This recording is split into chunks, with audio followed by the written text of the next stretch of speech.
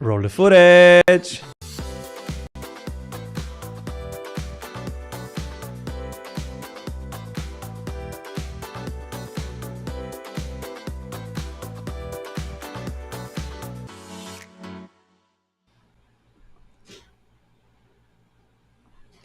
What is happening, founders? Welcome to the Elevate podcast, where we're here to lift you up to the next level. So excited to be here with my co-host alongside of Mr. Simon Severino and Neil Fairmond. How you guys doing today?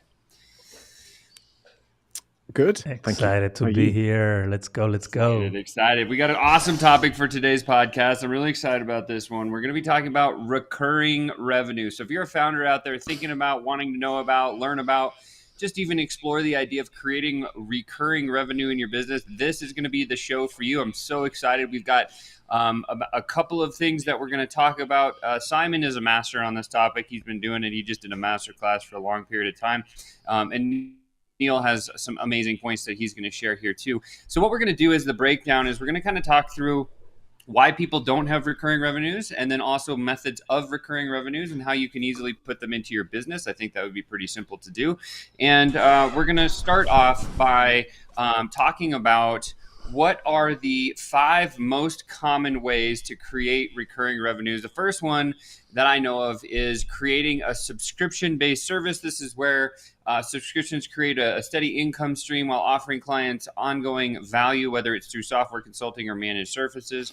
And so let's just throw it over to, I'll start with Neil. Neil, do you have any sort of subscription-based services with your video business?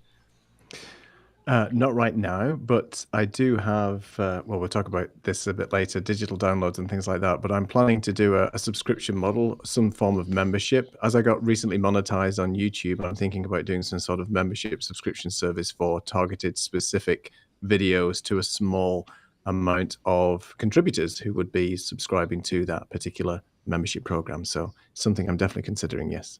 Yeah, considering, that's awesome. And by the way, guys, we're going to get into the mindset of why a lot of founders aren't doing this here in a second too, because I think that's going to be really valuable for you to crush those false beliefs today. That's what we're here to help you do. Simon, let's talk about it, man. Subscription-based services, recurring revenue. What do you want to say? Go.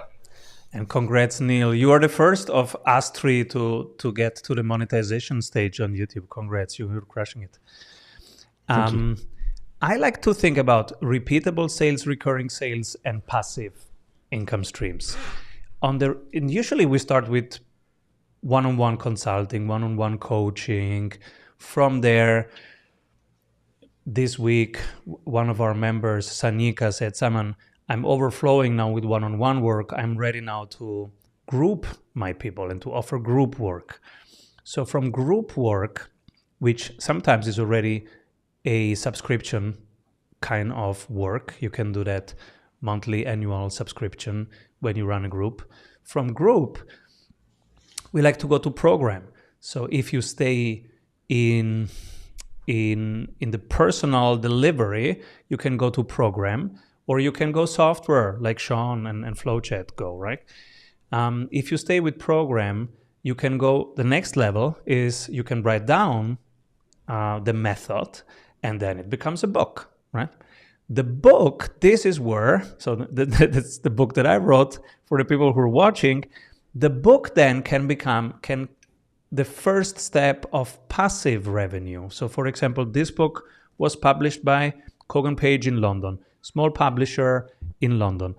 But what they do is they start negotiating the rights for other languages. I am not even involved in that conversation.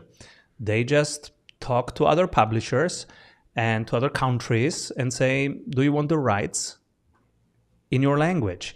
And so they did it this year. So they did it last year. It just came out in China right now. This is now the Chinese Congratulations, dude. That's Thanks. Amazing.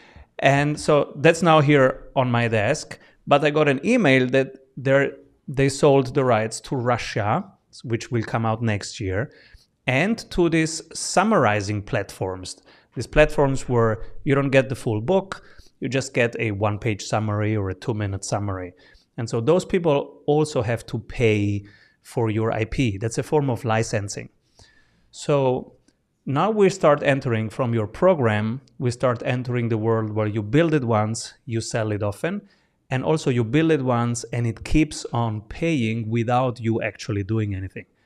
And that's my favorite part, the passive income stream. Passive income is Licensing, the passive. That's your favorite one, passive?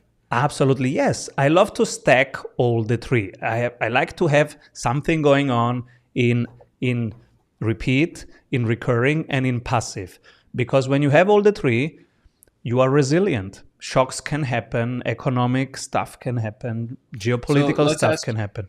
Let's ask you this, because a lot of people haven't written their first book yet. I have like 3 of them that are halfway written. One of them is about completed now. So like I'm even in this boat here.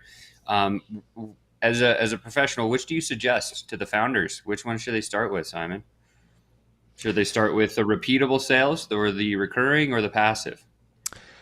I start with one-on-one and just doing a good job, right? And when you're overflowing because it's good, then group. When the group is solid and the modules are not changing anymore, you know you have a program.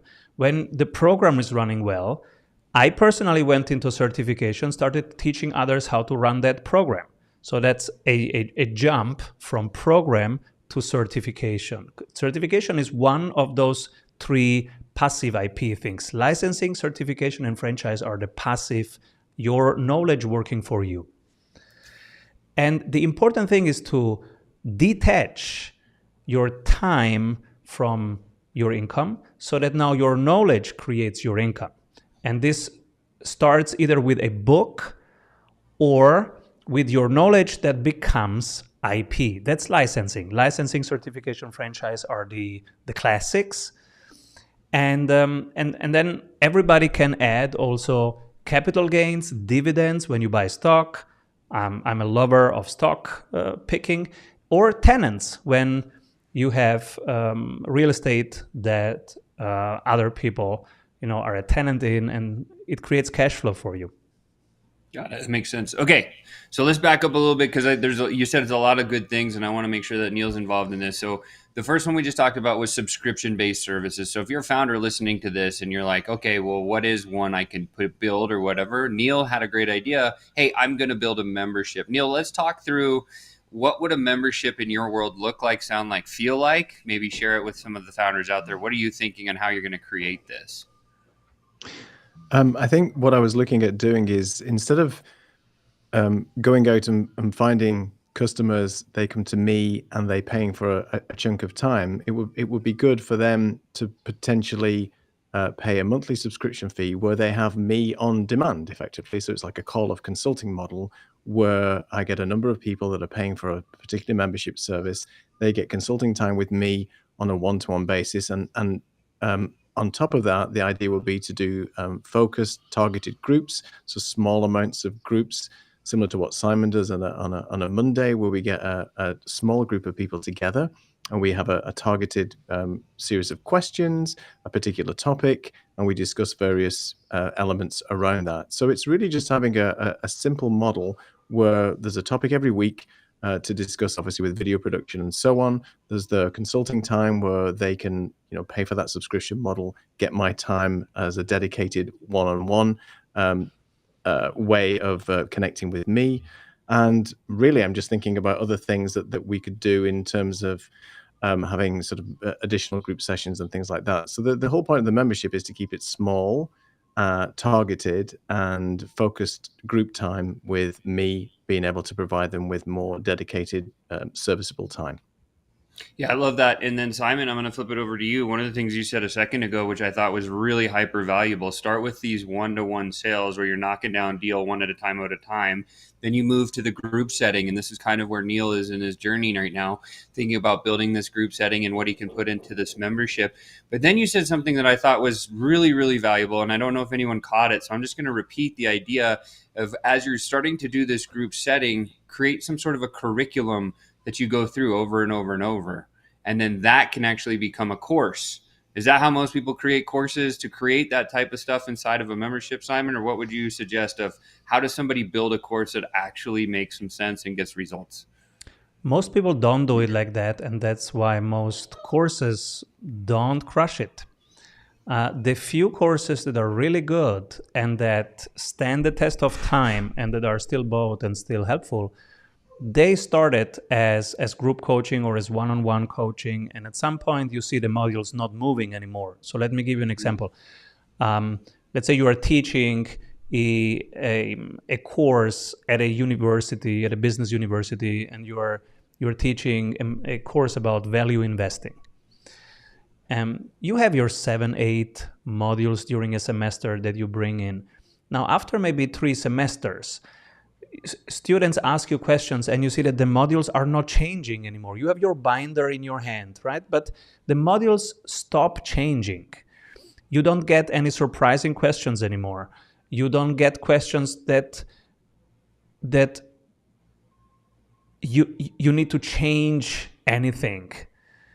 Then you know, okay, now it's mature. Now you have a program. That program, if that now becomes a course, that's a solid, mature course that actually works because it was built, immersed in the real-time feedback, in questions and answers.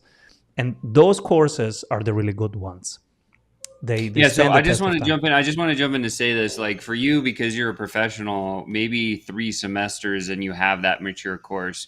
I know that when we did it for our mastermind, it took us about 6 to 7 run throughs before we had the modules dialed in. So if you're listening to this as a founder and you're thinking about, oh man, I'd love to build a course, remember the way to do it is to serve one-on-one and figure out how to get them results, then systemize it. Now do it in a group setting, build a curriculum and go through it. So like when we sold our mastermind, we started with a piece of paper and a curriculum of 12 weeks of what we thought needed to be in it.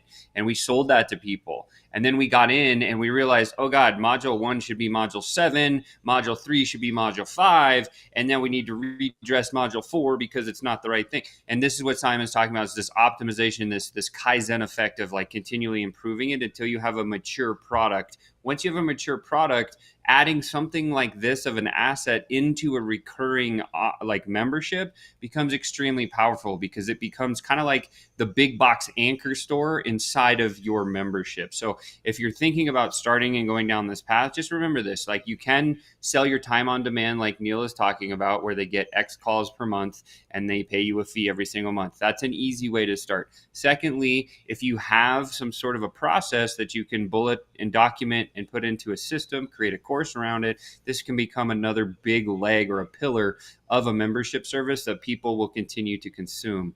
And I think the other one that is really powerful that a lot of people forget, and Simon, I know you do this is really cool to watch you do this, is kind of inside of your membership area, you do this behind the scenes of what's the leader doing right now. And you would actually open up, like as example, your portfolio of stocks, and you share like, hey, this is what I'm doing.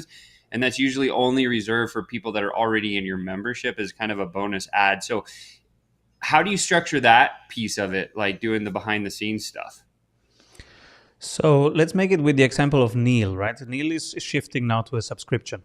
When he does that subscription and he has his first 5 people for 6 months, and he realizes, oh, look, what I just shared with person A would also be helpful for person B. Let me save this. And so he starts saving a Google Doc, a spreadsheet, something.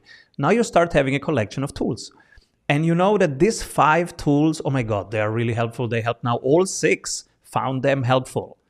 Oh, they should become my standard. So this is now module 1. I call that a module. If you have a quick video explaining a Google Doc and the Google Doc helped 6 people, that's a module. It's working.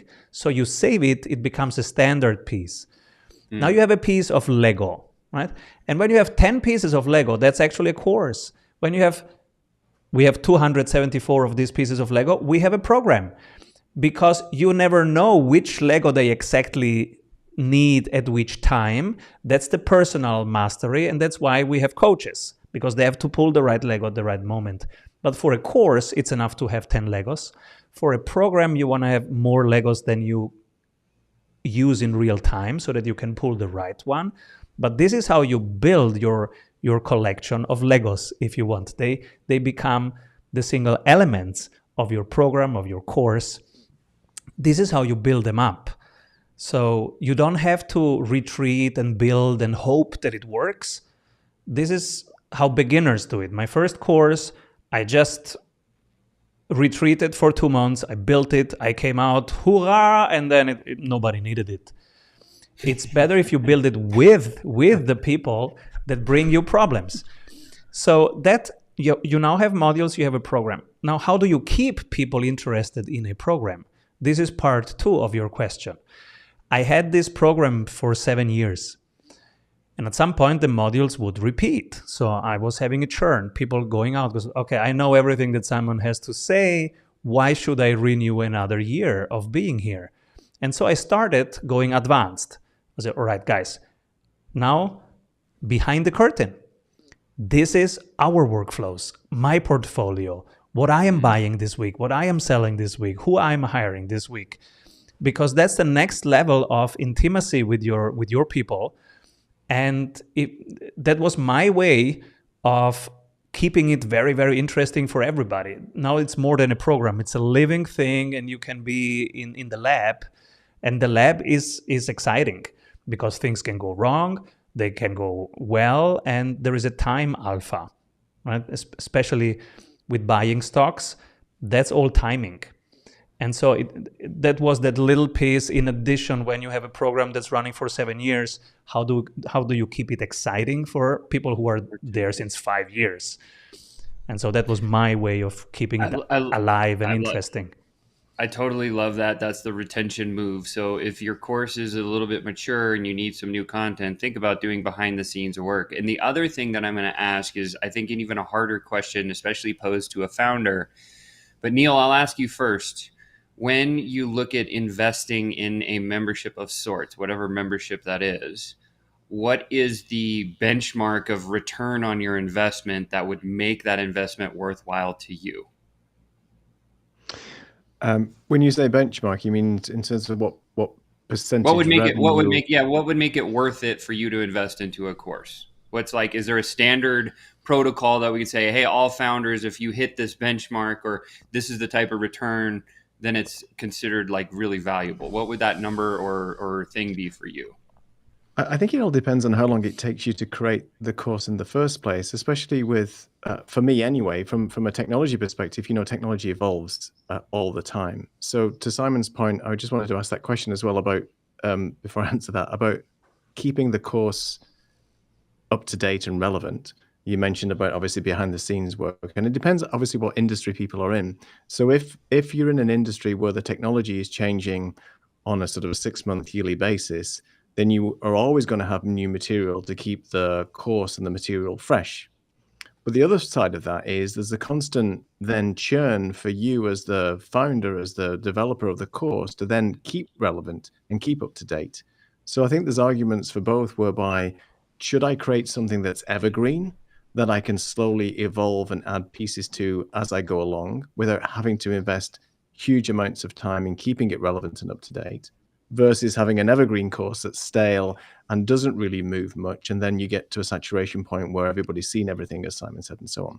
So then do you develop a course where you're going to be bringing in new people every time because it's new and fresh, because there's new developments and other pieces of information that people want to learn about, because obviously the times have changed and the technology's changed.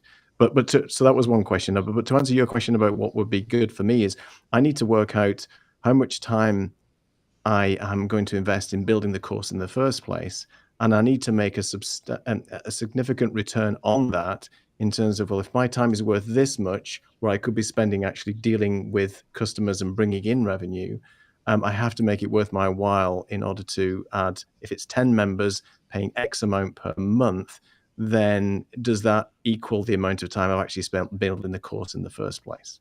So those are the sort of the metrics and numbers that I need to understand to make it worth my while. I don't want to spend 6 months doing a course and digging into that, coming out on top, saying, okay, everybody's ready to join me on this course, and I've just now not been able to get 6 months worth of revenue because I've been building a course.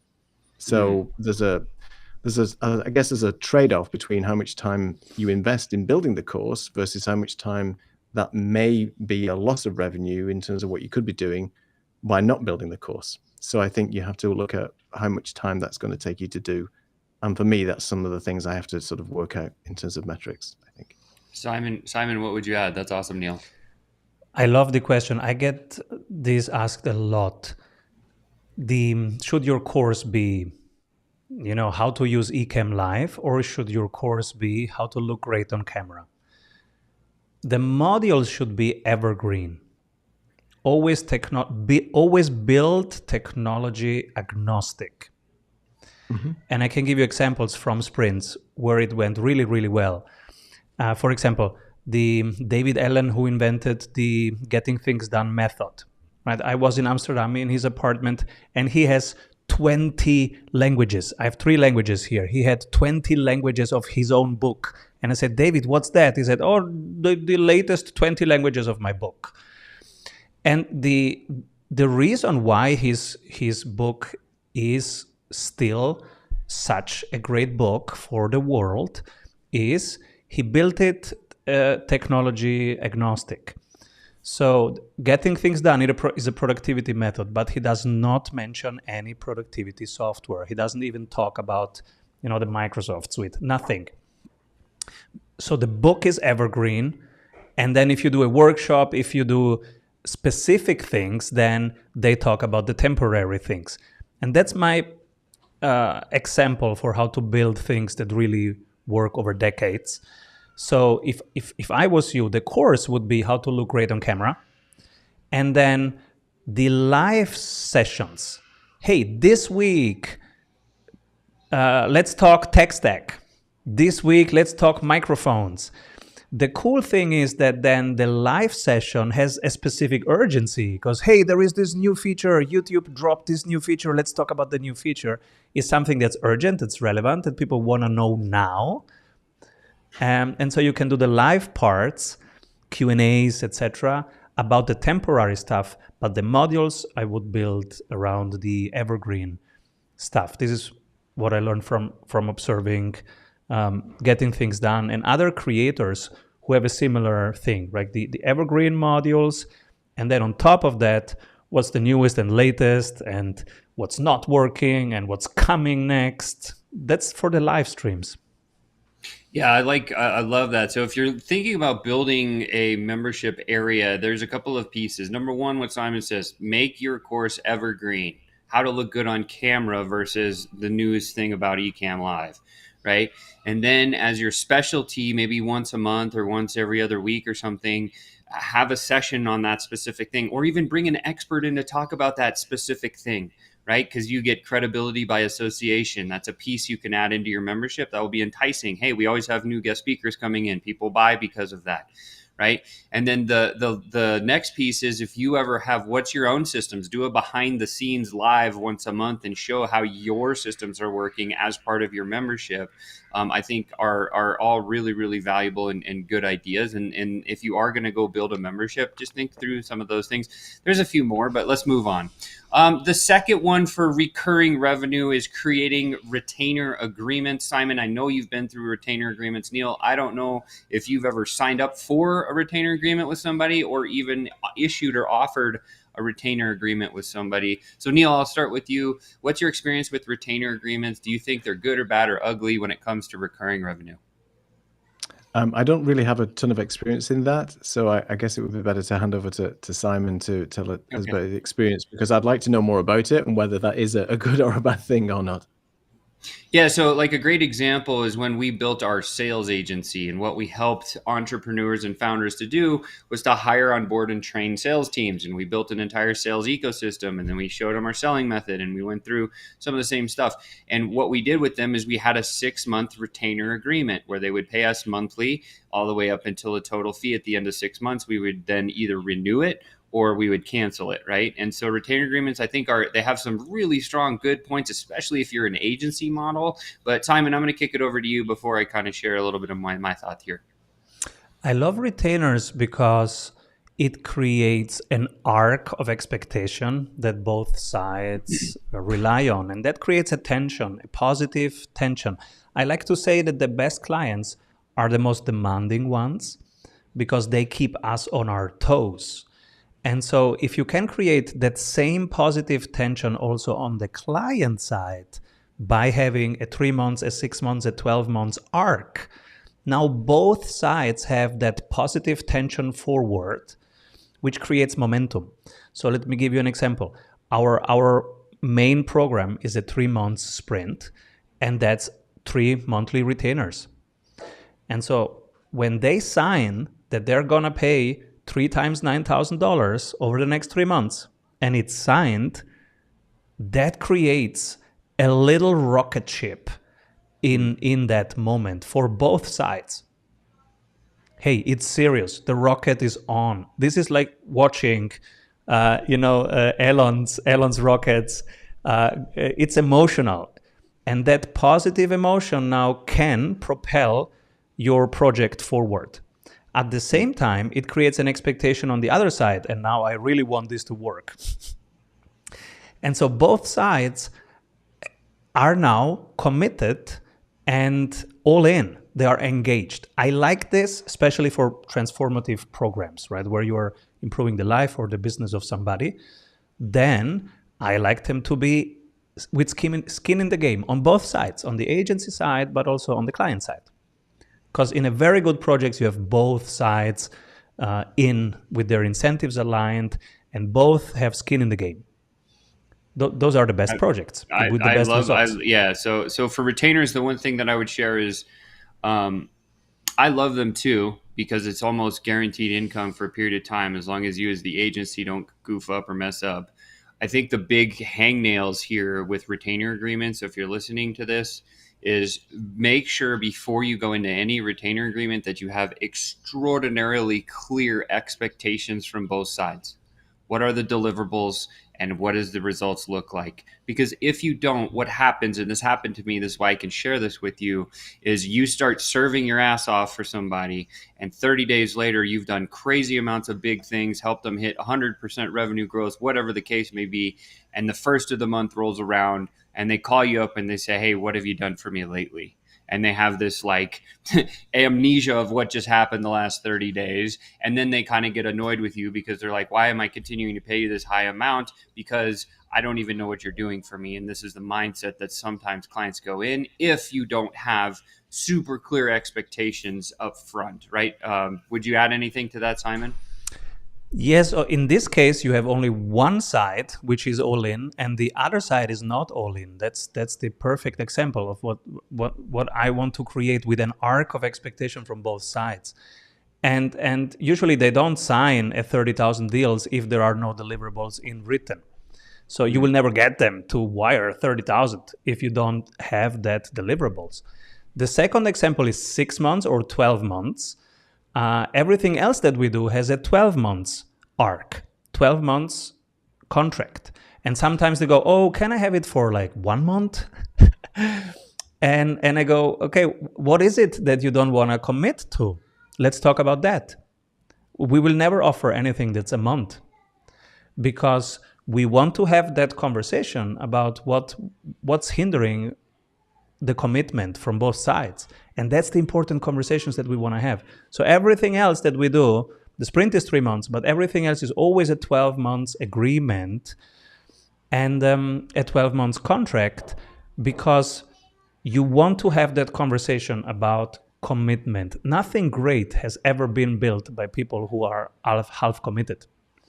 And especially in agency relationships, you need both sides to jump into the thing. Otherwise, at some point, either like your example or with some other thing, like, oh, we forgot to give you that information, or, oh, that came late. I'm sorry. I didn't know you don't have that. Something will creep in if the incentives are not aligned, and if it's not both sides having skin in the game and being committed to it. So 12 months is actually even better. And if you bill it annually, then you have even less of these control loops where people think about the ROI all the time. We like to have it monthly because we want those control loops. We don't want it to be like Netflix where you forget that you're paying. We want them to actually every month think about the ROI and discuss the ROI with the sprint coach. Because again, that creates that arc of expectation from both sides, and that brings in new information. Oh, this is what you care about? I'm glad that you're mentioning it. So let's prioritize that. Makes sense. Totally, totally. Awesome points. Let's move on to the next one. The next one's recurring licensing or royalties. Neil, have you ever purchased some audio or some music from some site somewhere, somehow, some way? Oh yes, of course, yeah. And Especially for like, yeah, go ahead. with the purchase, do you know how much the artist who made that song actually collected out of that license or that royalty of that piece of music by chance? No, it's probably very low though, depending on which service that you're buying it from. And that's what I think too. I've never been a part of any royalty opportunities. However, I have been a part of some licensing with our technology and some other things. So I've kind of been down this path, but I'm going to kick it over to Simon because I know one of the things he likes is the idea of royalties, licensing, the book idea. This is a classic example of this. Licensing software, proprietary tools, or charging a recurring fee for using intellectual property, kind of like I do. It ensures, you got to have like strong contractual obligation there. But Simon, talk about recurring licensing or royalties. How would a founder that's interested in this get started? Royalties are wonderful because they are actually passive. So you've done your group, you've done your retainer, you've done your program. Now you don't have to invent anything new. You just write down what you are learning in that program. So you have your 10 modules. The 10 modules are working. Now, why not tell one story about that, how one person had a problem, used that module, and came out the other side stronger? That's a great chapter of a book. Chapter 1, how Andreas had this pricing problem, came into my program, solved it, came the other side with a better pricing strategy. Chapter 1. Chapter 2, your second module. Chapter 3, now you have a book. The book is now proper IP. This is like a patent. 10 years ago, 80% of patents were tangibles. Like, I built this motor and that's my patent. Now, if you look at the patent offices nowadays, 2024, 82% are intangibles. So that's my idea, that's my process, that's my tool, that's my program, that's my course, that's my unique mechanism, which is not so much unique, but it is intangible. That's on the patent office right now. So intangibles are more and more important because our world more and more needs knowledge and processes that actually work, because we are all becoming more knowledge workers. We are on the internet. We have to solve problems. Those problems pop up at a rapid pace. Next week, we have to solve them in a different way. That's a knowledge problem. Where do I find the data? How do I turn that into knowledge? And how do I turn knowledge into wisdom? Those are all knowledge problems. And so licensing starts with you writing the book. Now it's defendable knowledge. The easiest way, you don't need a patent. That's complicated. It takes a long time, and patent is only for defending your knowledge. But for using your knowledge, it's enough if you put it out as a book. As soon as it's published, that's now defendable IP, because you were the first to mention it and to use it. So first use is now defendable IP. And now you can do with it, with this IP, intellectual property, you can now do licensing, certification, and franchising. Those are the three ways of having your knowledge work for you. I went into certification, but we have people in the community who went into franchising. They're having great results and a great life. We have people who went into licensing. That's even better.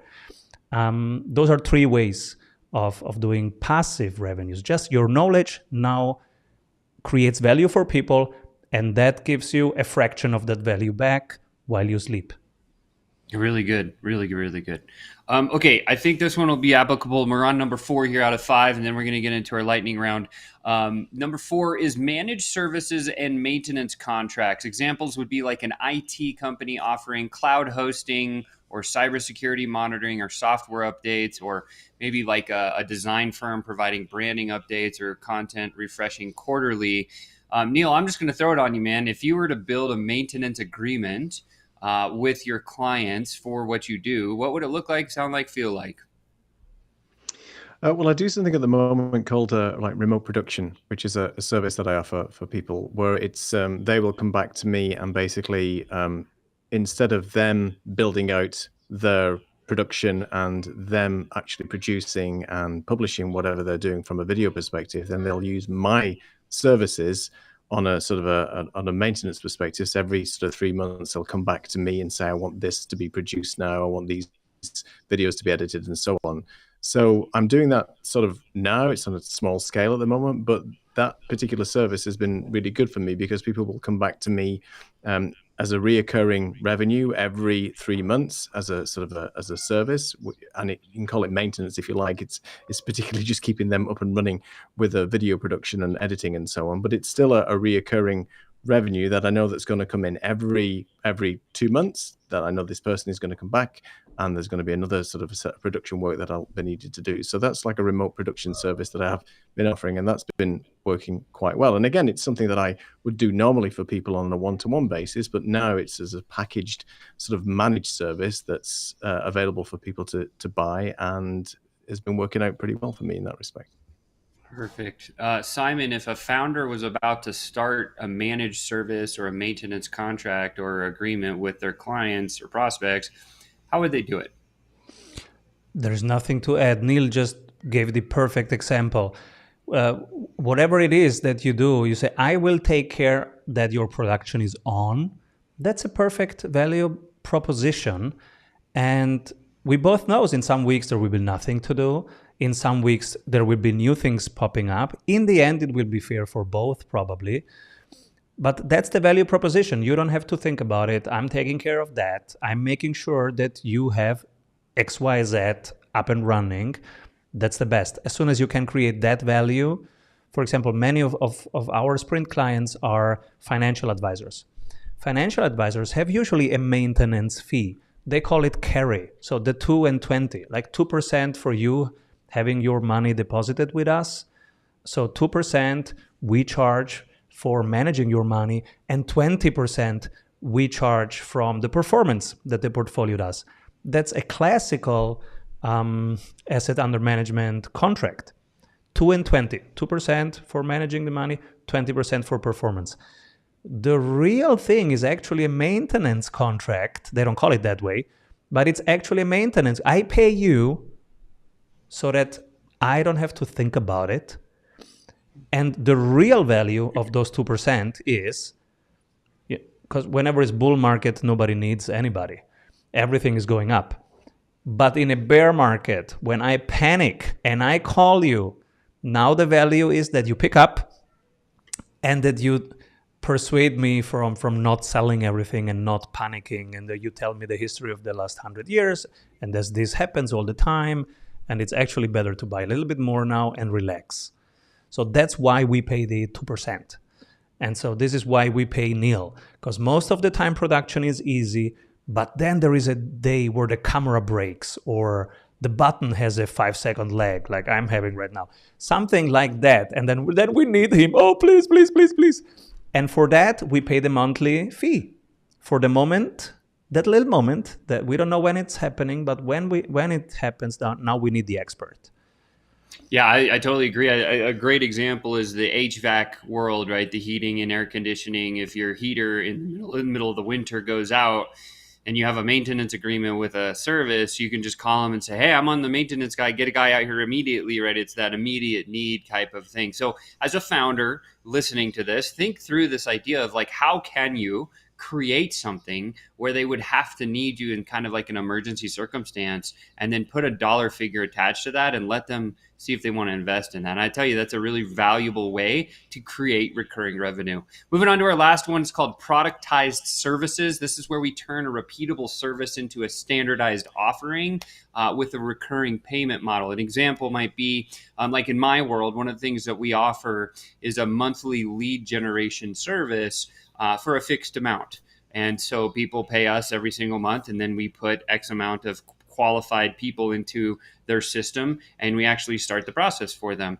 So that is one way that you could productize your service. Another one would be a quarterly training workshop for client teams, if you're serving teams or something like that. But Neil, let me come to you and ask about some productized services that you may offer or want to offer from the video marketing perspective.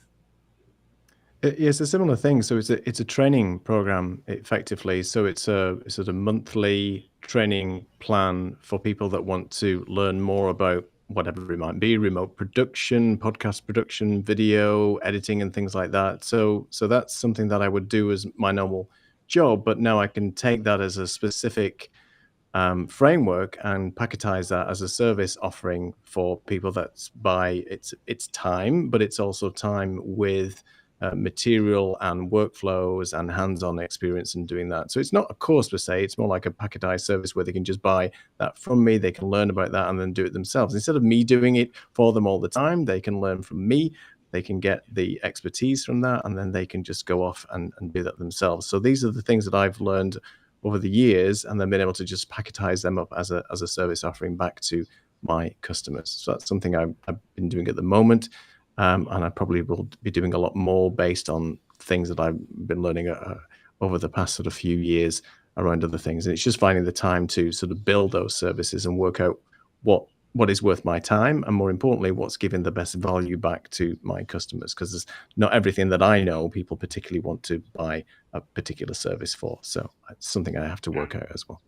Totally makes a lot of sense. Now, Simon, I know for your side of the house, you have your 90-day sprint package, which is a productized service of which you charge a certain amount of money for them to go through 3 months to learn kind of a foundational piece. The way that I look at productized services is a way to get everybody from wherever they're at to the same playing level. And then we start to add the magic on top of this. And so if you want to talk about like, how and when did you decide to do the 3-month strategy sprint? Like, talk about productized services as a recurring source of revenue.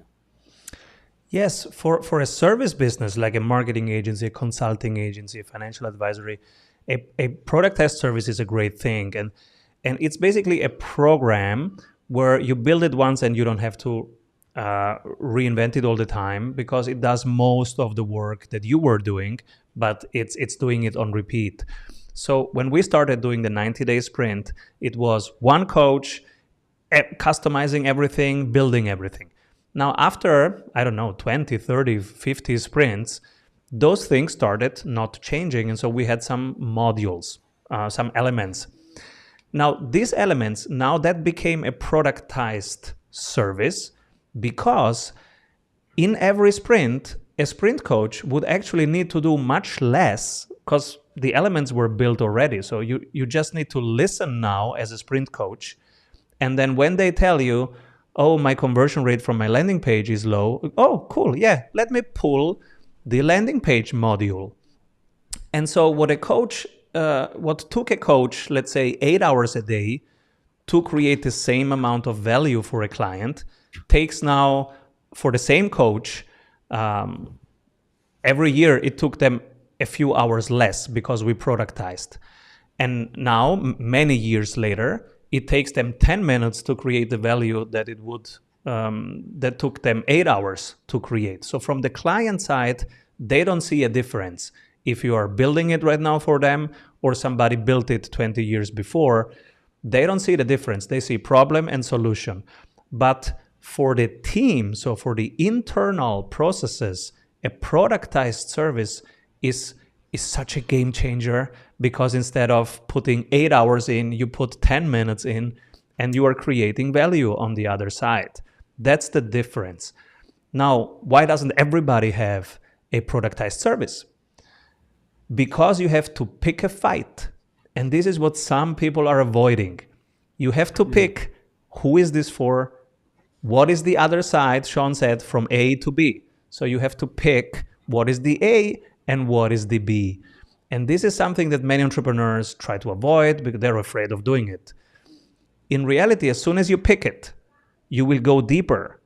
And when you go deeper, it's getting better for the other side. So they will pay more, they will pay longer, they will be happy. And when they're happy, it's easier for you to sell it. But it's counterintuitive. Why should I limit my market? And that's why people are not doing it. But the people who actually do it, I define my ideal client. I define A, I define B, and I create the 90 days, 180 days, 365 days program that gets them there. They have a better life.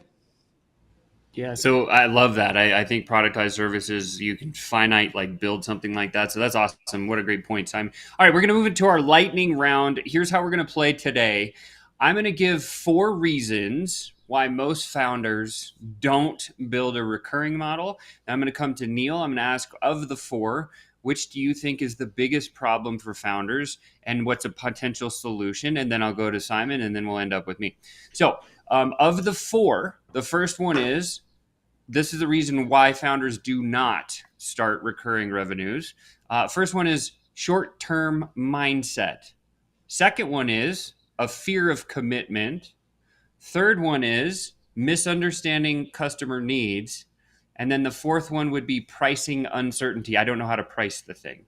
So of those 4, Neil, which would you say is the biggest stumbling block for most founders when they go to build a recurring model, and why? I think you mentioned, is the second one the commitment you mentioned? Short-term so commitment. the fear of commitment, yes. Fear of commitment. And so the fear of commitment with regards, I mean, business owners often worry about over-promising or being locked into long-term obligations. Like a graphic designer might avoid offering monthly design services, fearing like it would eat up all of their time or something like that. Right. So I'm just trying to think about how that they would solve that. I mean, for my example, I'm offering various different types of services to people, and it could potentially eat up my time if I one, take on too much work in the first place, or if I don't sort of packetize and define exactly what I'm going to do for that particular recurring revenue. So in a service model, you have to define exactly, in my case, what you are going to get for that particular package service that I'm offering you. There's various things I will commit to within that time. And that's something that I then know what I'm able to deliver without, 1, overwhelming myself, and 2, overcommitting and not being able to deliver. So I think you have to define exactly what you are going to provide for your customers that is obviously within your own time frame and something that you can actually commit to and adhere to. So I think you have to work out exactly what those defined lanes are in order for you to be able to commit to that. So I guess you would just take it from the experience that you do today and work out exactly what you can commit to and stick to that, and don't avoid the scope creep, don't overcommit and underdeliver. I mean, I'm just trying to think of something that I would do, but that's the way I would sort of position it. Maybe that's not the right answer. I love it. So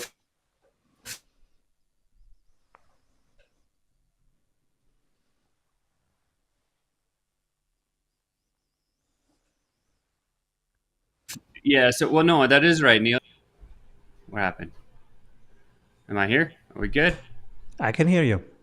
Yeah, we Okay, lost here we you for go. a little bit I think I'm there. back now. Okay, so I lost you guys for a second, but I'm back now. Okay, so Neil chose fear of commitment, which is a big one. I think the other piece is, if you're looking at fear of commitment, one thing that I always think about is, what's the capacity that you can serve? How many clients can you serve at one time? And like, what does that look like without you burning out?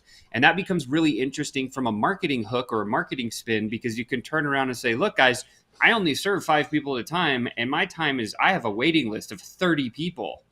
So if you want to be part of this, you better sign up for the next round, because otherwise you're going to miss out. And this gives you the advantage strategically. If you have this fear of commitment, limit the amount that you can serve and make that a marketing spin. And that will change your perspective of how you could conquer a fear of commitment when it comes to creating recurring revenue. Simon, that one's off the table. We got 3 left. We got a short-term mindset as a problem. We got a misunderstanding client needs. And we had, the last one was pricing uncertainty. Of those 3, which one do you think is the biggest problem? Why, and how would you solve it? Oh, they're all wonderful and all super relevant. So the pricing one is super relevant and the short-term one is super relevant. Pricing, I get asked all the time, but Simon, what if I do it and then I charge the wrong price? What if I do it and then I charge the right price, but the market doesn't see it my way? So there is this fear of mispricing, especially because nobody has learned how to price anything. They just make it up, right? And so that pricing thing is important because it creates fear. Also, the short-term thing is important because when you're super short-term, and I'm meeting a ton of short-term people during the week, and I'm shocked because when you do that, of course, for the next few months, you are saying no to more people than you're saying yes to because you are focusing. And so short term, you will have less revenues. But long term, you will have much more profit. And this is something that not everybody gets it. And this is why it's important to have repeat revenues, recurring revenues, and passive income. Because where did I take the money from to survive those 3 months, potentially 6, 8 months? You don't know how long it's going to take. So I had 8 months liquidity on the side, and that was in stocks. It was in Google and in Tesla and in Nvidia, etc. And I took it from there. I took a few months and I knew, okay, if it takes me too long to get the profitability effect, well, I will take it from my personal net worth, from my assets. So you need those cushions to take the right decisions. If you don't have that, now you're taking the decision, which is the most short-term cash flow injecting decision. And that's sometimes just the wrong decision.